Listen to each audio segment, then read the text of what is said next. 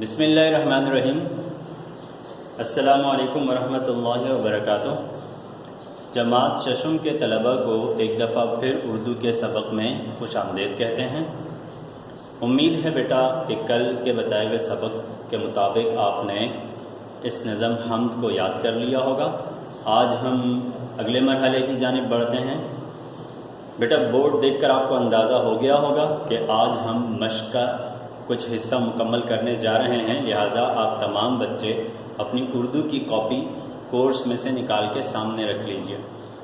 میں آپ کو تھوڑا سا تعارف کرا دیتا ہوں کاپی کا۔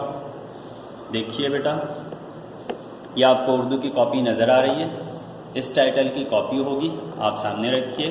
سبز لائنوں والی کاپی ہوگی، یہ گرین لائن کاپی ہوگی، ایک لائن پر مشتمل گرین لائن کاپی ہوگی، یہ آپ سامنے رکھیے۔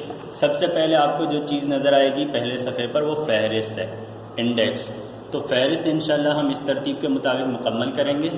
جیسے جیسے کام کرتے جائیں گے ہم فہرست میں اس کا اندراج کرتے جائیں گے۔ 4 صفحات پر مشتمل فہرست ہے۔ فہرست کے بعد آئیے بیٹا، اب ہو جاتا ہے کاپی کا آغاز۔ تو دیکھیے بیٹا، سب سے پہلا کام یہ ہے کہ آپ نے میقات اول کا ایک ٹائٹل پیج بنانا ہے، جسے اردو میں سر ورق کہا جاتا ہے۔ ٹائٹل پیج کو اردو میں سر ورق کہتے ہیں۔ میقات اول آپ کو لکھا ہوا نظر بھی آ رہا ہے واضح۔ میقات اول کا مطلب ہوتا ہے فرسٹ ٹرم۔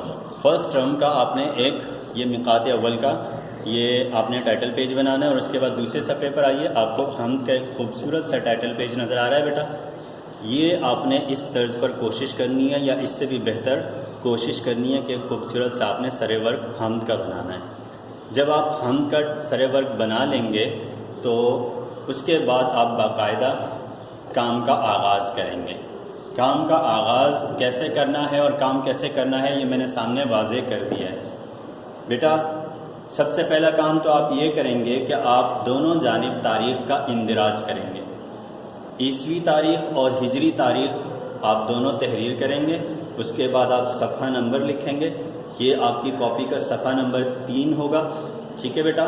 اور اس کے بعد آپ مشق کا آغاز کریں گے۔ مشق کی ترتیب یہ ہے کہ مشق کے لیے سب سے پہلے آپ دائیں جانب حاشیہ بنیں گے۔ دائیں جانب آپ کو حاشیہ نظر آ رہا ہوگا بیٹا، یہ حاشیہ ہے جس کو انگلش میں مارجن لائن کہتے ہیں۔ دراصل سوالات کی جتنے جزئیات ہوتے ہیں وہ یہاں حاشیہ کے اندر لکھے جاتے ہیں تاکہ واضح ہوں، ٹھیک ہے۔ اس کے بعد آپ دوسرا کام یہ کریں گے کہ اوپر کاپی کے اوپری 2 سطروں میں آپ مشق کا عنوان لکھیں گے واضح۔ اگر آپ نے ٹائٹل پیج بنا لیا ہے، سبق کا سر ورق بنا لیا ہے، تو آپ حمد کا عنوان نہیں لکھیں گے۔ اگر آپ نے نہیں بنایا ہے تو آپ مشق کے بعد بائیں جانب آپ سبق کا عنوان بھی واضح کریں گے، ٹھیک ہے بیٹا۔ مشق جیسے میں نے یہاں لکھا ہوا ہے اسی طرح واضح 2 سطروں کے اندر لکھیے، بالکل جلی اور موٹے الفاظ میں لکھیے، ٹھیک ہے۔ اس کے بعد آپ مشق میں سے دیکھ کر سوالات اور پھر ان کے جواب لکھیں گے۔ جیسے میں نے یہاں لائنیں بنائی ہیں، آپ کی کاپی میں اسی طرح کی سبز لائنیں موجود ہوں گی۔ آپ نے کوشش کرنا ہے بیٹا جیسے آپ کو ہم نے پریپ میں سکھایا تھا اسی طرز کو برقرار رکھتے ہوئے آپ نے کام کرنا ہے۔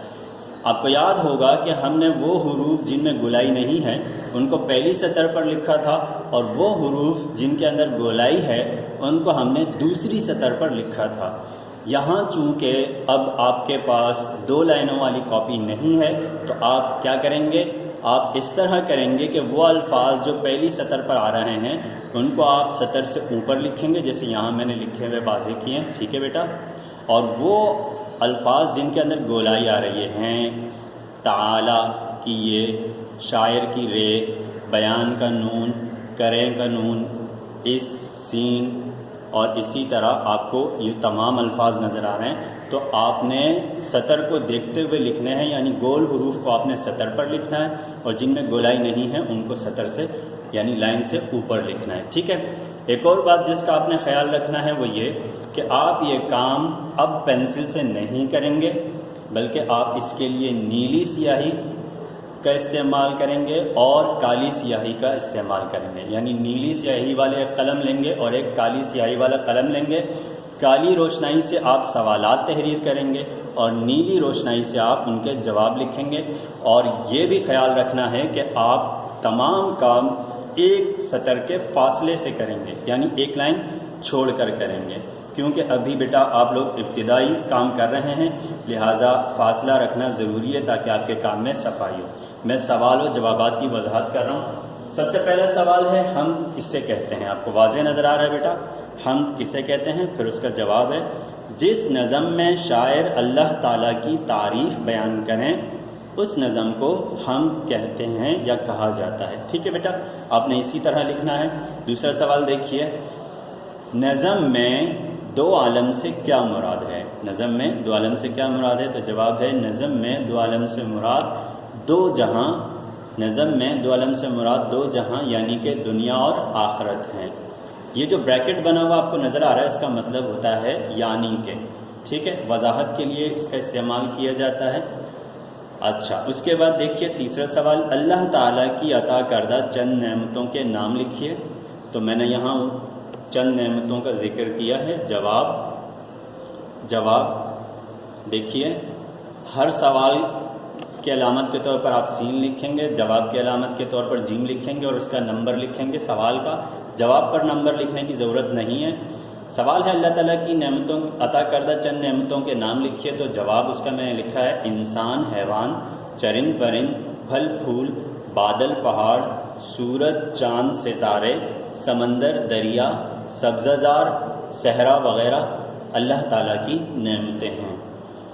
چوتھا سوال ہے پرندے کس کے گن گاتے ہیں؟ گن گاتے ہیں یعنی تعریف کرتے ہیں یا حمد و ثنا کرتے ہیں، تو پرندے کس کی تعریف کرتے ہیں یا کس کی حمد و ثنا کرتے ہیں؟ تو جواب ہے پرندے اللہ تعالیٰ کے گن گاتے یعنی کہ تعریف کرتے ہیں۔ اس کے بعد اگلا سوال، سوال نمبر 5 دیکھیے، پھولوں کو کیا چیزیں عطا کی گئی ہیں؟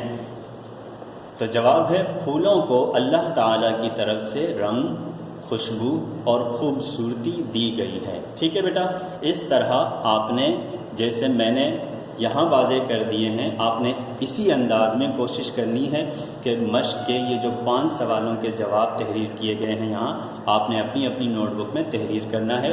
ڈائری نوٹ کر لیجئے، میں ڈائری دے رہا ہوں، میں یہاں ڈائری واضح کر رہا ہوں، بائیں جانب آپ لکھ لیجئے۔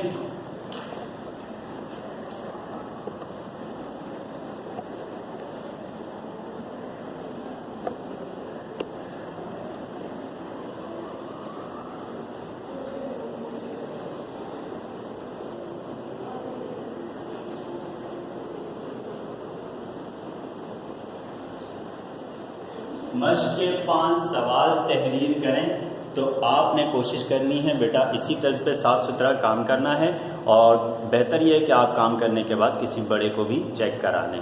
انشاءاللہ اگلے سبق کے ساتھ آپ سے ملاقات ہوگی، دعاؤں میں یاد رکھیے گا۔ السلام علیکم ورحمۃ اللہ وبرکاتہ۔